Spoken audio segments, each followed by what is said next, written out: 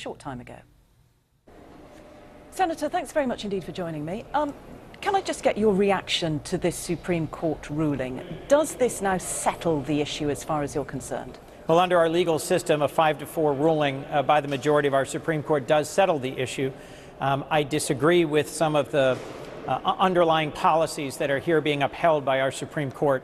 This was the third try by the Trump administration to craft a ban on folks coming to the United States from a series of majority Muslim countries, and district courts and circuit courts around the country repeatedly rejected that, viewing it as something that violated our Establishment Clause because of statements by candidate Trump that suggested a very strong anti-Muslim bias as the underpinning for this policy.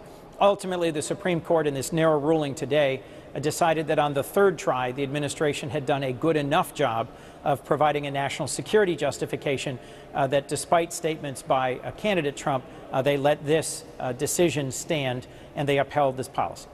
And this is, after all, something that people voted for, his position on immigration. Do you think it also vindicates his broader policy, including zero tolerance at the border? I don't. I think the president was compelled to walk that back with an executive order just last week because of very widespread outcries by Republicans and Democrats on the Hill and input across the country from people, from faith leaders, from community leaders who did not support his policy of tearing apart parents and children as a way to deter others from seeking refuge in the United States. Senator, this is one of those issues that has badly divided the nation.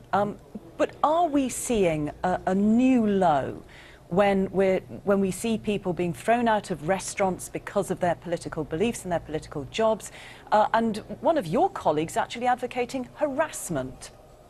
Well, I disagree with Congresswoman Maxine Waters in publicly advocating for aggressive harassment of folks who work in this administration. I think America is at its best when we find ways to disagree with each other in a measured and disciplined way. Our Congress exists so that we can resolve deeply divisive disputes without resorting to public conflict or violence.